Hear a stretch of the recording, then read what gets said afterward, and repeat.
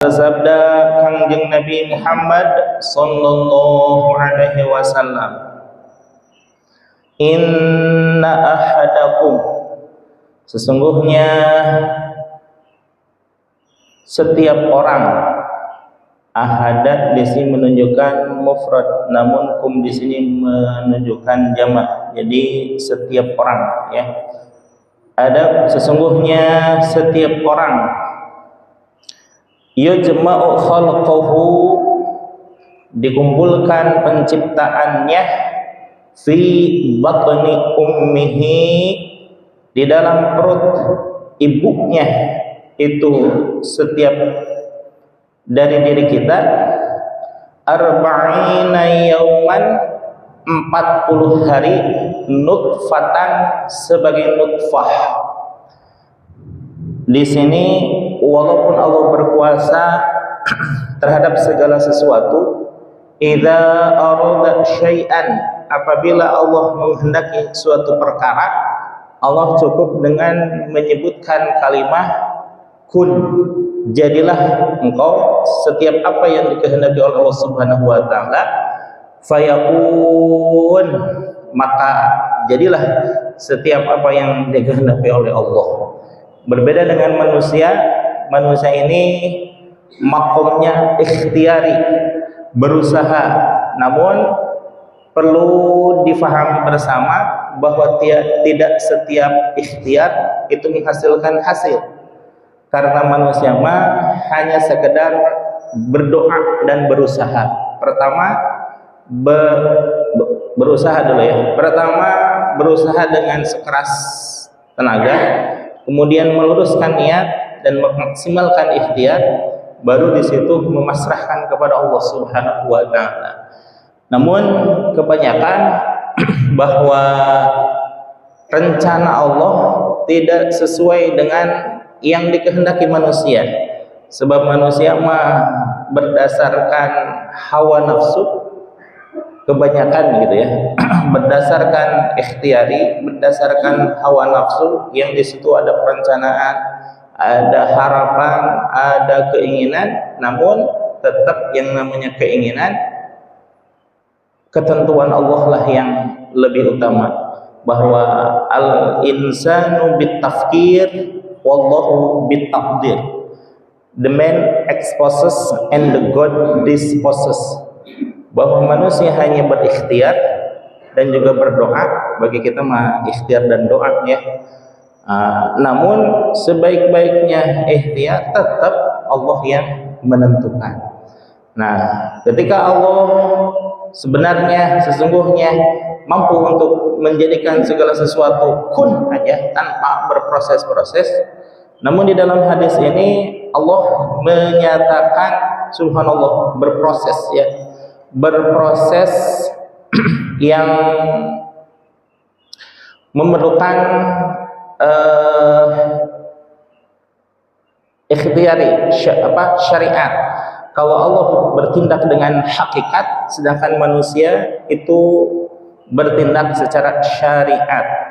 Sebagaimana dinyatakan di dalam hadis yang diriwayatkan oleh Imam Al-Bukhari ini, bahwa Allah Subhanahu wa taala menciptakan seseorang fi batni ummihi, di dalam perut ibunya. Tidak sebagaimana Nabi Adam alaihissalam ujug-ujug ada, gitu ya. Dan juga sebagaimana Siti Hawa, ibunda Siti Hawa langsung ada. Demikian juga kepada ketika Allah menciptakan alam dunia dan seisinya ini, semuanya serba langsung, ya. Nah, ketika manusia keturunan Nabi Adam alaihissalam, itu Allah berproses dengan menentukan hakikatnya, tapi disesuaikan dengan syariat, disesuaikan dengan ikhtiari manusia. Pertama, ketika pertemuan antara calon ayah dan calon ibu kita dalam suatu ikatan pernikahan, maka segala sesuatunya menjadi ibadah. Yang asalnya haram, dengan ungkapan qabiltu nikahaha bimahrin hadza al-madhkur, semuanya Kemudian pembacaan asyhadu an la ilaha illallah wa asyhadu anna muhammadar rasulullah. Maka sahlah ya yang tadinya haram menjadi halal.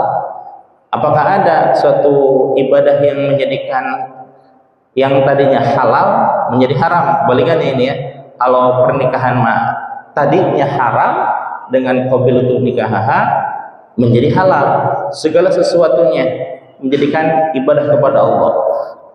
Kalau sholat sebaliknya, yang tadinya halal, makanan, minuman, pakaian dan lain sebagainya, ketika terucap oleh seorang hamba, usolli fardhu subhi rak'ataini mustaqbilal qiblati ada'am ma'muman lillahi ta'ala Allahu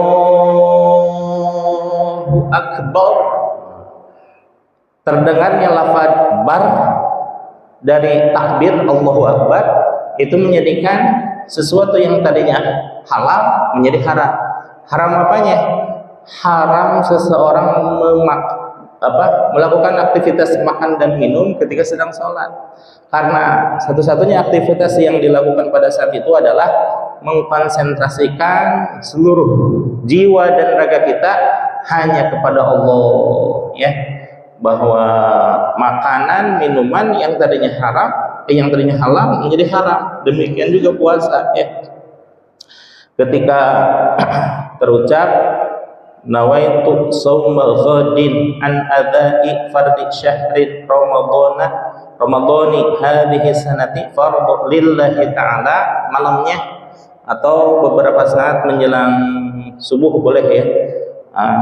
Itu kemudian masuklah waktu dari imsak. Itu sebenarnya amsaka yumsiku, imsakan, menahan, bukan waktu imsak ya, tapi waktu sahur. Waktu sahur itu dari pukul berapalah gitu ya.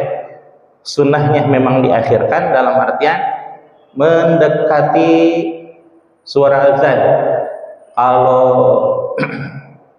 banyak ulama yang mencontohkan biar terasa tenang, mutmainnah di dalam pelaksanaan sahur itu kalau misalkan subuhnya setengah 5, maka sahur itu hendaknya jam 4 biar selesai jam seperempat lah katakannya. Yang seperempat menit tersebut untuk persiapan menuju sholat sunnah berjamaah, berjamaah sholat subuh ya. Jadi tidak tergesa-gesa, tidak terburu-buru, dan juga dalam proses mengunyah pun itu sebagaimana biasa aja menikmati makanan ya. Tidak makan hanya karena takut kita lapar selama seharian tidak makan dan minum. Jadi kalau segala sesuatunya dilakukan dengan tenang, dengan pelan, maka akan terasa nikmat. Ya. Kembali ke hadis yang tersebut di sini, bahwa Allah menciptakan seseorang itu di dalam perut ibunya. Nah, ini yang kita pahami, arba'ina yauman, selama 40 hari, nutfatan, sebagai nutfah.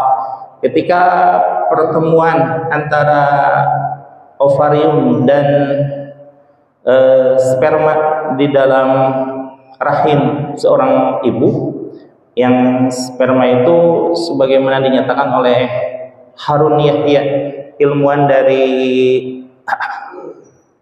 Turki ya, ilmuwan dari Turki zaman dulu. Kalau sekarang banyak ilmuwan yang tentang ilmu pengetahuan. Cuma kalau dulu dalam berupa kaset ya, CD. Sekarang kan banyak ya, tinggal klik aja di YouTube atau snack video atau TikTok, banyak tentang teknologi tentang ilmu pengetahuan, khususnya tentang alam sekitarnya. Nah, perkara bahwa zigot bertemu dengan sperma di dalam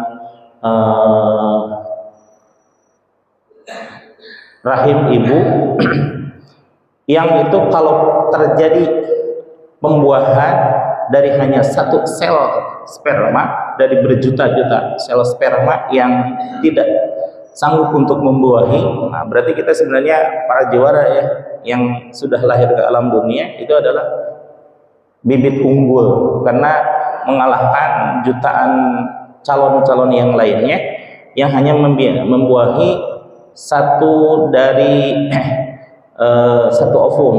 Karena kalau seorang wanita itu mengeluarkan satu sel ovarium ya, sedangkan laki-laki itu jutaan sel, dan hanya satu yang berhasil untuk membuahi sel ovarium tersebut. Kemudian jadilah nutfah di antara dua pertemuan tersebut. Nutfatan itu ya masih berupa apa itu?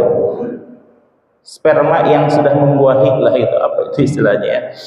Nutfatan berapa lama? Arba'ina yauman, selama 40 hari.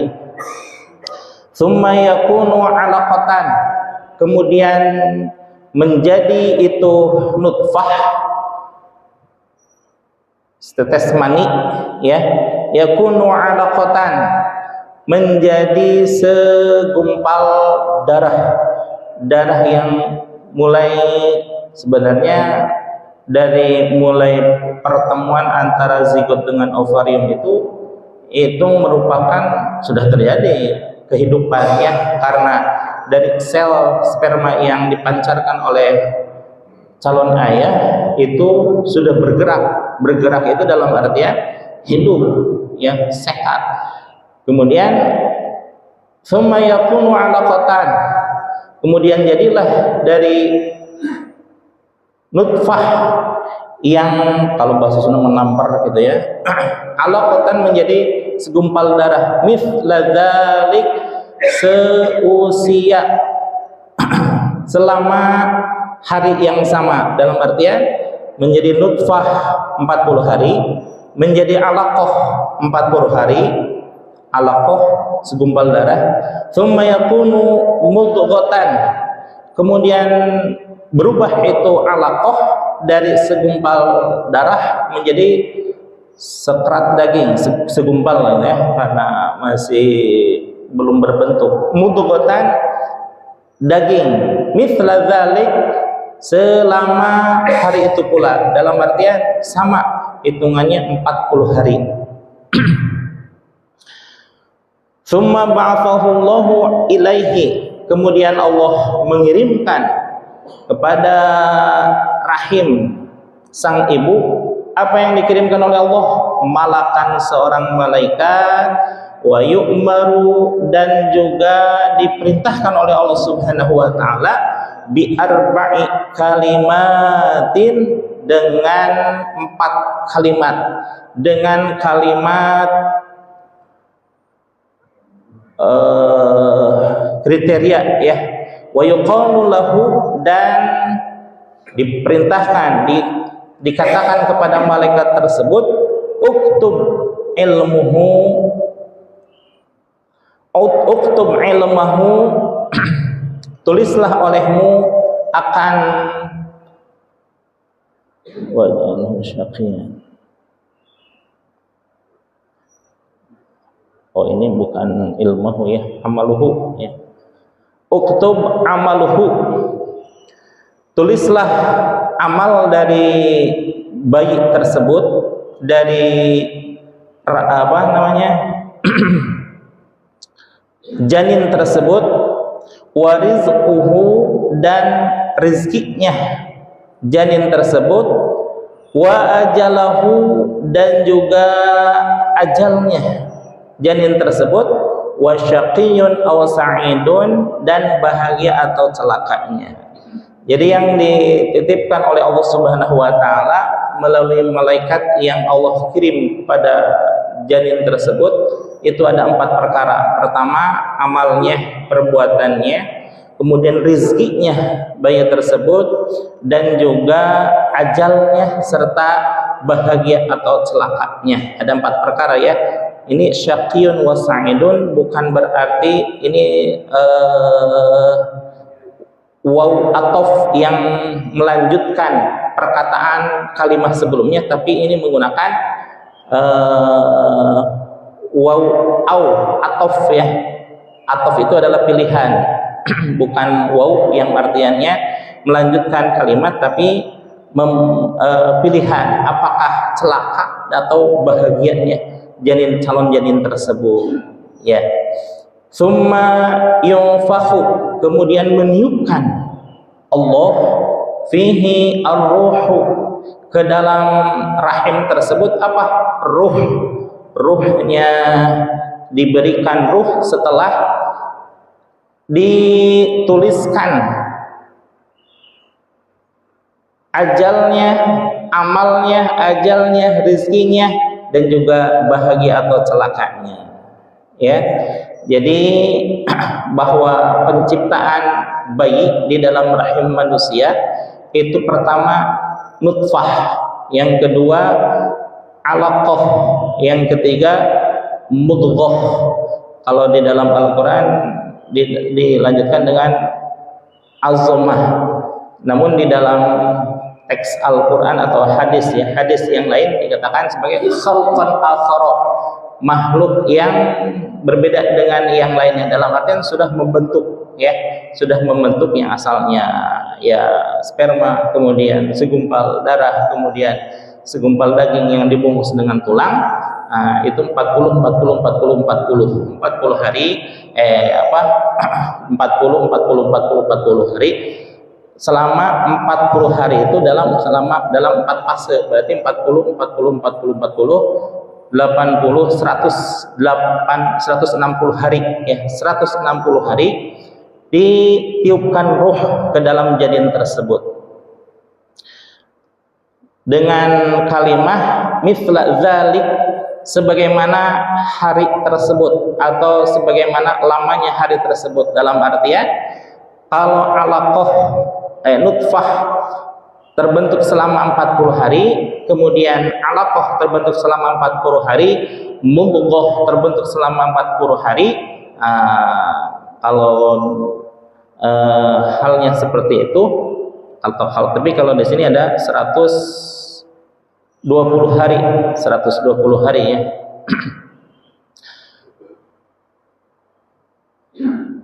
Nah, sebenarnya di dalam hadis tersebut yang ini masih panjang ya, itu merupakan penafsiran dari surah Al-Mu'minun ayat 14 ya.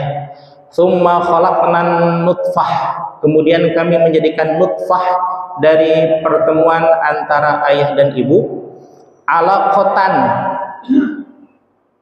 menjadi segumpal darah, fa khalaqnal alaqata mudghatan, dan kami menjadikan segumpal darah itu menjadi segumpal daging, fa khalaqnal mudghata izamatan, dan kami jadikan dari segumpal daging itu izamatan, daging yang dikuatkan dengan tulang. Fakasawna al-izama, yang mana dari daging tersebut, mohon maaf ya, mudghah tersebut dibungkus dengan daging, setelah terjadi dibungkus dengan daging, lahman, mohon maaf, tulang ya.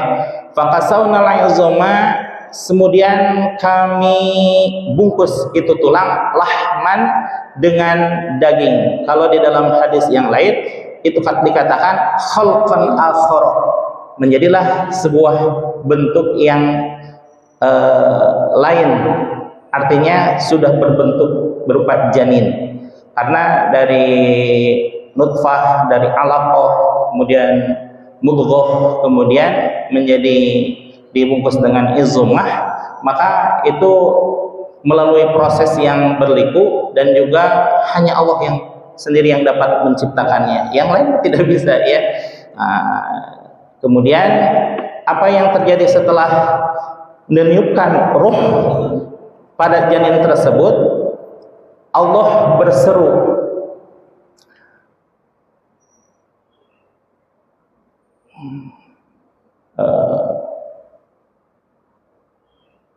syahidna, apa itu namanya,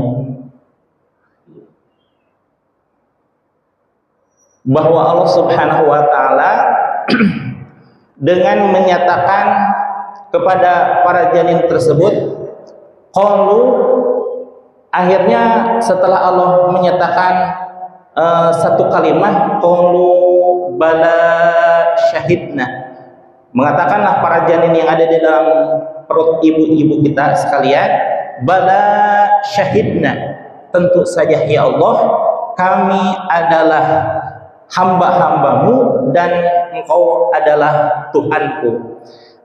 Berangkat dari situ bahwa setiap bayi yang dilahirkan itu dalam keadaan fitrah, dalam makna bahwa selain manusia itu fitrah secara dosa dan kesalahan manusia, itu dari siapapun rahim terlahir, dari rahim siapapun bayi itu terlahir, maka dalam keadaan fitrah, dalam artian fitrah Islamiyah, sekalipun lahir dari ibu yang non muslim, apa Yahudi atau Nasrani atau Majusi, selama bayi tersebut belum usia balik, maka dinilai oleh Allah Subhanahu wa taala menepati dalam akidah Islamiyah bahwa kullu mauludin yuladu 'alal fitrah, setiap bayi yang dilahirkan menempati dalam keadaan fitrah, suci lahiriah dan batiniah. Kalau lahiriahnya, dan ketika bayi mulai lahir itu kan dibersihkan oleh bidan atau perawat atau paraji gitu ya.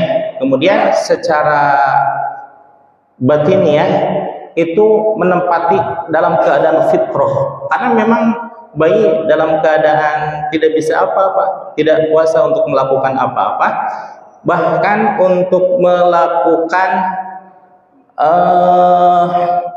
makan dan minum pun itu dengan bantuan ibunya. Berbeda dengan ya misalkan binatang-binatang yang lainnya, hewan-hewan yang lainnya gitu ya, entah ayam atau bebek dan lain sebagainya, ketika menetas langsung bisa cari makan sendiri. Kalau bayi mah itu tidak bisa. Demikian juga sampai usia tamyiz antara 3 sampai 4 tahun belum bisa menentukan mana yang baik dan mana yang benar. Itu usia tamyiz. Di dalam al-hadis bahwa usia tamyiz itu usia 3, 4 sampai 7 tahun. Dalam artian sudah mulai disuruh untuk sholat, dan ketika udah mencapai 10 tahun disuruh sholat tapi tidak mau, baru ada tindakan dari orang tua dengan menghukum berupa peringatan dalam artian dicepet ya itunya, betisnya, yang tidak menjadikan apa-apa kecuali kalau kepala itu sangat berbahaya. Baru 10 itu dalam masa persiapan bahwa Allah Subhanahu wa taala memaksakan, bahasanya memaksakan, mukallaf, memaksakan seluruh syariat akan ditanggung oleh dirinya sendiri. Kalau usia 10 tahun, katakan untuk laki-laki ya, perempuan 9 tahun, kalau untuk laki-laki 12 tahun. Tapi ketika usia 10 tahun itu diperintahkan untuk melaksanakan sholat tapi anaknya tidak mau, itu diperkenankan oleh Rasulullah SAW untuk melakukan tindakan. Dan tindakan ini katakanlah untuk membuat dia menyadari bahwa sedikit lagi itu menjadi tanggung jawab dirinya sendiri. Berarti maha bijaknya Allah dan betapa luasnya Rasulullah SAW untuk mempersiapkan seorang anak melaksanakan syariatnya itu sendiri. Sebab kalau sudah 2 tahun, setelah 2 tahun dalam pelaksanaan perintah sholat, sebenarnya pertama kan usia 7 tahun hanya diajak, namun mencapai usia 10 tahun itu baru ada tindakan, dan usia 12 tahun itu sudah istilah kata orang tua melepaskan anaknya untuk bertanggung jawab atas apa yang dilakukannya. Itulah sudah mencapai usia baligh. Baligh itu usia yang sudah setiap pribadi menjalankan kewajiban syariatnya sendiri. Mukallaf gitu ya. Kallafa yukallifu mukallafan. Mukallaf itu artinya orang yang berkewajiban untuk melaksanakan syariat. Kalau masih usia tamyiz, itu orang tuanya menjadi hak dari setiap anak ketika melaksanakan suatu perkara, entah itu kebaikan atau kejahatan ya. Kalau kebaikan menjadi transparan buat orang tuanya, demikian juga kejahatan menjadi transparan untuk orang tuanya gitu ya. Kalau seandainya kebaikan, maka itu menjadi awal dari pelaksanaan seorang itu akan menjadi baik. Tapi kalau sebenarnya bahwa usia baligh atau usia 40 tahun itu sebenarnya pintu gerbang menuju kebaikan atau keburukan. Sebelum baligh melaksanakan kebaikan, maka lebih memungkinkan anak tersebut menjadi orang yang baik. Demikian juga usia 40 ya. Kalau usia 40 kan usia matang secara psikologis gitu ya. Kenapa Rasulullah diangkat menjadi Rasul usia 40? Itu karena secara psikologis manusia pada umumnya mencapai usia puncak dalam sisi kematangan. Ketika seseorang belum mencapai usia 40, katakanlah 38 gitu ya, 38 atau menjelang usia 40, dalam artian ketika usia sebelum mencapai 40 itu baik. Nah, biasanya itu kebaikan tersebut akan menjadi karakter bagi seseorang, menjadi keistiqomahan tersendiri. Itu mah bagaimana prosesnya di dalam kajian psikologi itu ya, sangat mendalam tentang rahasia di balik usia 40 tahun. Maka kalau mencapai usia 40 tahun, hati-hati dalam artian bahwa Allah akan menetapkan keistiqomahan, memberikan keistiqomahan pada seseorang untuk menjalani hidupnya. Kalau seandainya baik-baik, cuma khawatirnya kalau dalam keadaan kurang baik, dia sudah mencapai usia 40 tahun, itu biasanya akan sulit untuk merubah karakter, karena karakter itu sudah menjadi kebiasaan seseorang gitu ya. Apakah bisa dirubah? Bisa ya, bisa. Cuma secara umum bahwa usia 40 itu usia kematangan secara psikologis.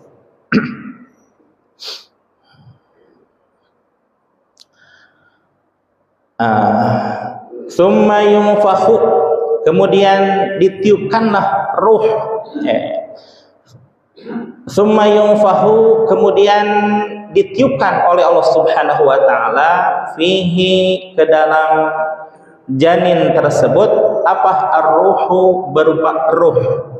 Ruh ini sesuatu yang abadi, berbeda dengan basyariah. Kalau basyariah itu hanya untuk menempati, menyediakan tempat bagi ruh, menjadi sarana bagi ruh untuk melaksanakan perintah Allah Subhanahu wa taala. Apakah taat ataukah durhaka kepada Allah, itu ruh sendiri yang akan menanggung ya. Karena basyariah mah akan hancur, katakanlah usia 60, 70, 80 dan lain sebagainya, juga tidak menutup kemungkinan jasad atau basyariah ini hanya sekedar beberapa saat saja, beberapa tahun saja, beberapa puluh tahun saja, atau bahkan belum lahir pun ke alam dunia, itu jasad tidak menemani ruhnya, apakah ruh masih ada? Masih. Kalau ruh itu sesuatu yang abadi. Inna lillahi wa inna lillahi wa inna ilaihi raji'un. Sesungguhnya kita semuanya berasal dari Allah Subhanahu wa taala dan kembali kepada Allahnya pun itu wallahu alam. Apakah dalam keadaan dirahmati atau dimurkai oleh Allah Subhanahu wa taala? Insyaallah kita semuanya dirahmati dan juga dikasihi oleh Allah Subhanahu wa taala. Namun ini yang menjadi pertanyaan, bahwa kembalinya ruh kita kepada Allah apakah betul senantiasa dirahmati?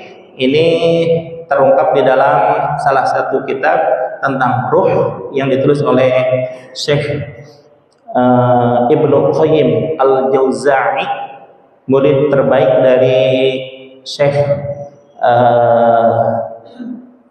apa namanya? Ya, Syekh Ibnu Hajar Syekh Ibnu Qayyim Al-Auza'i menuliskan tentang ruh sedemikian detailnya. Demikian juga ketika beliau itu menuliskan tentang tazkiyatun nufus. Tazkiyatun nufus ini satu konsep yang sama persis dengan tasawuf gitu ya. Kalau min jumlatil ulama ilmu tasawufin, para ulama jumhur itu menuliskan tasawuf saja ya. Tidak di apa namanya? Tidak melalui bahasa-bahasa yang lain. Tapi kalau litazkiyatin nufus itu salah satu dari samroh atau fungsi dari ilmu tasawuf tersebut. Kalau tasawuf itu ilmunya, sedangkan tazkiyatun nufus itu fungsinya. Berbeda dalam pemetaan Syekh Ibnu Qayyim Al-Auza'i bahwa tazkiyatun nufus itu ilmu tersendiri, ilmu yang memungkinkan orang membersihkan hatinya. Nah, itu ya beda konsep tapi sama-sama tujuannya gitu ya. Litazkiyatin nufus wa litasfiyatil qulub, membersihkan hati dan mensucikan jiwa. Kembali kepada hadis yang di sini, bahwa ruh itu sesuatu yang abadi.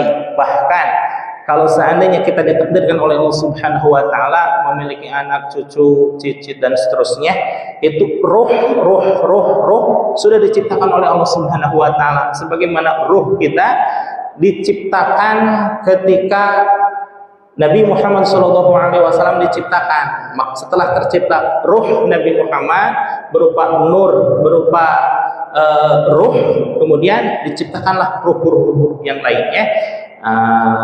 Wallahu a'lam ya. Kita berapa ribu urutan dari kanjeng Nabi Muhammad SAW.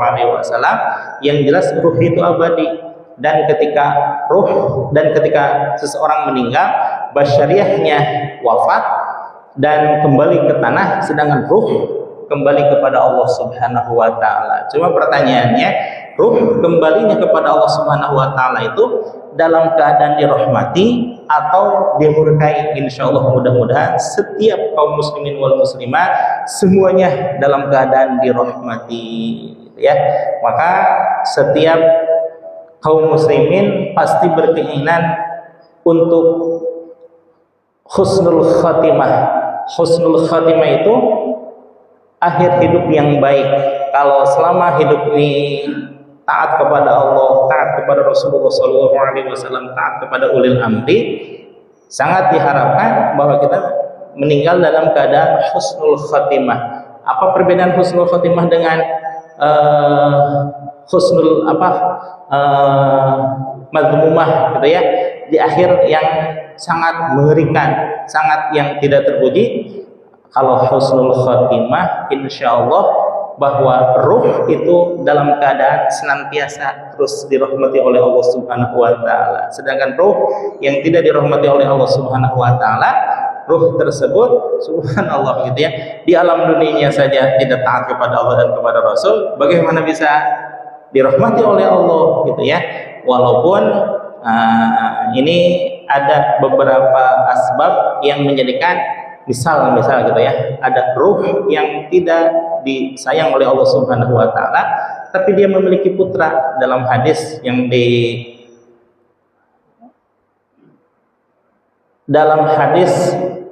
termaktub bahwa ada seseorang yang di alam dunianya ahlul maksiyah, kemudian tidak pernah melakukan suatu kebaikan sekalipun, tapi anaknya soleh luar biasa gitu ya. Ketika di akhir hayat si orang tersebut karena amalnya memang buruk sekali gitu ya, ya sudah jelas itu mah calon penduduk ahli neraka gitu ya.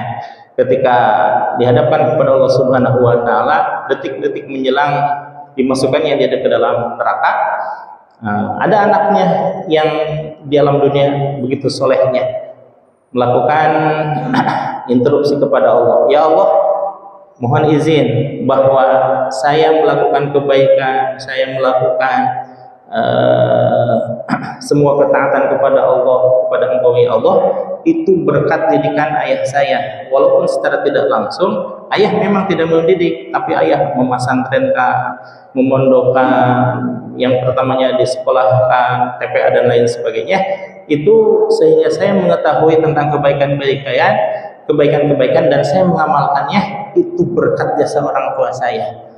Betapa sangat tidak berbaktinya saya ketika saya enak-enakan di tanah surga, tapi melihat ayah saya duduk di neraka. Kalau begitu saya minta keadilan ya Allah. Keadilan apa yang kau minta? Katanya, aku tukar tempat dengan ayah saya, biarlah saya masuk ke dalam neraka, sementara orang tua saya masuk ke dalam surga. Masya Allah gitu ya. Kata Allah, tidak mungkin orang yang sudah dipastikan masuk ke dalam surga seperti kamu gitu ya, masuk ke dalam neraka, dan orang ini karena kebaikanmu, karena syafaatmu, karena itu ya, syafaat itu bermacam-macam. Utamanya ada syafaat dari Rasulullah, syafaat dari para nabi, syafaat dari para wali, syafaat dari para ulama, syafaat dari guru, dan syafaat dari orang tua, syafaat dari anak, syafaat dari teman-teman gitu ya. Ketika dimintakan keadilan oleh Allah, karena tidak mungkin seseorang yang calon penduduk surga dimasukkan ke dalam neraka, maka silahkan saja bawa ayahmu yang tadinya banyak catatan buruk sehingga dia memungkinkan untuk masuk neraka, dibawa ke surganya Allah Subhanahu wa taala. Seperti itu ya. Jadi bahwa ruh itu akan mendapatkan kenikmatan kubur, kenikmatan akhirat manakala ruh itu membarengi atau dibarengi oleh jasad yang senantiasa taat kepada Allah. Tapi sebaliknya maka hampir tidak bisa gitu ya, tidak bisa bahwa ruh tersebut diberikan kenikmatan kalau di alam dunianya tidak taat kepada Allah. Selanjutnya fa innar rajula, kemudian apabila seseorang minkum di antaramu sekalian la ya'malu bi amalin ahlil jannah, mengamalkan suatu perbuatan dengan perbuatan ahli surga, hatta la yakuna bainahu, sampai tidak ada di dalam jaraknya, bainahu antara bainahu wa bainaha, antara surga dengan dirinya, illa dziraun, kecuali satu jengkal gitu ya. Fayasbiqu alaihi, maka takdir Allah berkehendak lain. Fayasbiqu alaihi, melewati di dalam ketentuannya alkitabah. Fayamalu bi amalin ahlin nar, yang tadinya dia sudah ditakdirkan untuk masuk surga, tetapi di alam dunianya fayamala bi amali ahlin nar, melakukan perbuatan seperti perbuatannya penduduk neraka. Fayadkhulun nar, maka masuklah dia ke dalam neraka.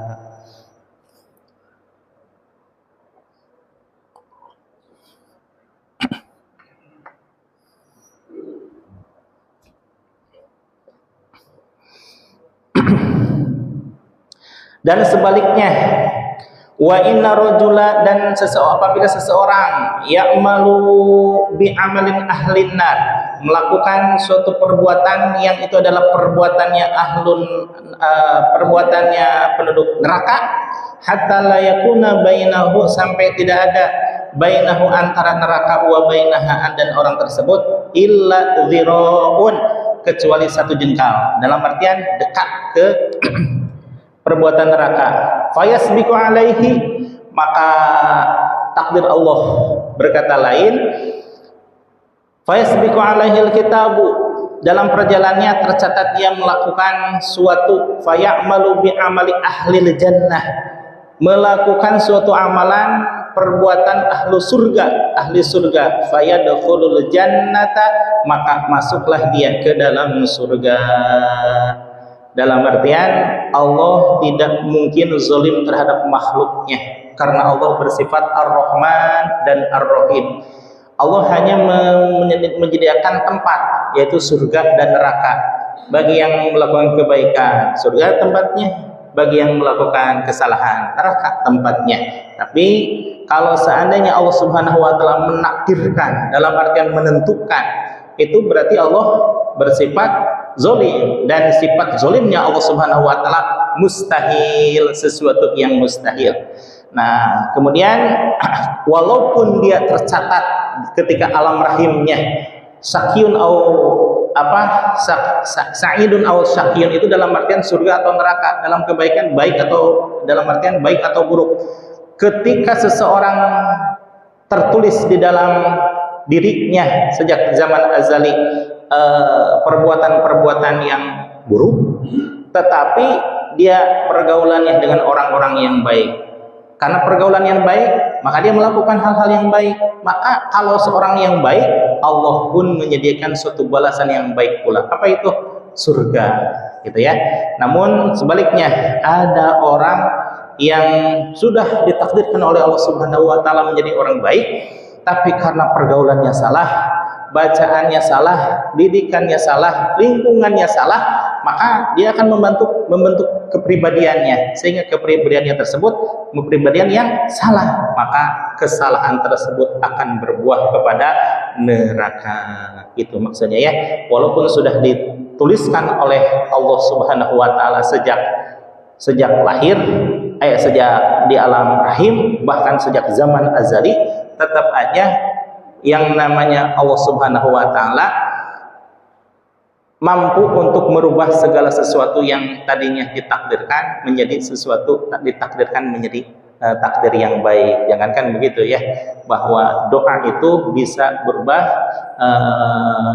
takdir itu bisa berubah, sekalipun mubrom yang sudah ditentukan bisa berubah. Kalau mu'alaq mah karena doa, seperti halnya doa kita, seandainya Allah sudah menakdirkan suatu kejadian perkara, tapi karena kita berdoa dan berusaha, akhirnya ya kita menjadi sukses lah katakannya. Tapi ada beberapa ulama yang menakdirkan yang bisa merubah takdir mubrumnya Allah Subhanahu wa taala dengan kekuatan dan keikhlasan doanya. Banyak para ulama ya, seperti halnya Syekh Abdul Qadir Al-Jilani, merubah takdir mubrom yang harusnya seseorang itu ditakdirkan untuk terbunuh dalam perjalanan, tapi Tuan Syekh Abdul Qadir Al-Jilani merubah takdir mubrom tersebut dengan hanya menjadi mimpi saja, gitu ya. Di dalam ketika kembali ke si pengusaha tersebut kembali dari perniagaannya, wahai Tuan Syekh, saya mengalami seperti halnya saya dibunuh seseorang, tapi saya hidup lagi, tapi itu seperti nyata. Ketahuilah wahai Tuan, kata Tuan Syekh, bahwa takdirmu sebenarnya meninggal di perjalanan, dirampok oleh orang-orang perampok. Tapi aku berdoa kepada Allah Subhanahu wa taala sehari sampai 70 kali khusus untukmu, untuk merubah takdir Allah menjadi hanya mimpian saja. Begitu ya. Allah mengizinkan kepada beberapa orang yang Allah kehendaki untuk bisa merubah takdirnya. Demikian yang dapat saya sampaikan. Mudah-mudahan bermanfaat. Wallahu muwaffiq ila aqwamit thoriq.